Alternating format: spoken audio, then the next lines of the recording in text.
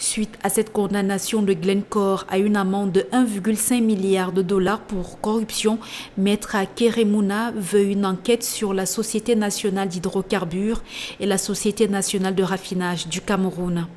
Maître Akeremouna a donc saisi d'un courrier le président de la Commission nationale anti-corruption pour que les conséquences de l'affaire Glencore aux États-Unis se fassent également sentir au Cameroun, où la multinationale a admis devant les tribunaux américains avoir payé des pots de vin pour corrompre la Sonara et la SNH. Le fondateur de Transparency International Cameroun estime que la Commission nationale anti-corruption doit se positionner dans le combat contre la corruption dans cette affaire. Pour sa part, le mouvement de la Renaissance du Cameroun, par la voix de son président national, Maurice Kamto, dénonce ces défaillances entretenues par la justice camerounaise chaque fois qu'il faut traquer les criminels nichés au cœur de l'État. Le MRC appelle le peuple camerounais à constater avec lui l'inaction du pouvoir en place face à ces graves faits clairement établis et ne faisant l'objet d'aucune contestation. Si Glencore a déjà plaidé coupable et doit payer quelques 1,5 milliard de dollars d'amende,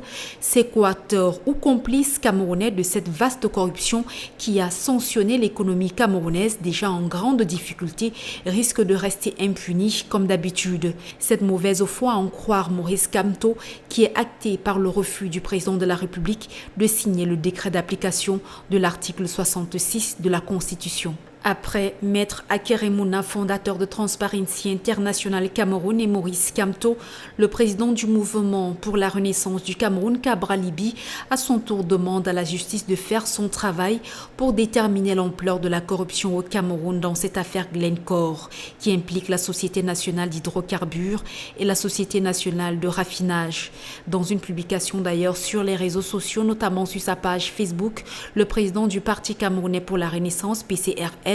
demande à la justice camerounaise d'emboîter le pas à la justice anglaise pour déterminer l'ampleur de la corruption révélée au Cameroun. C'est le même son de cloche du côté du Social Democratic Front qui en appelle à la responsabilité du gouvernement camerounais dans la lutte contre la corruption.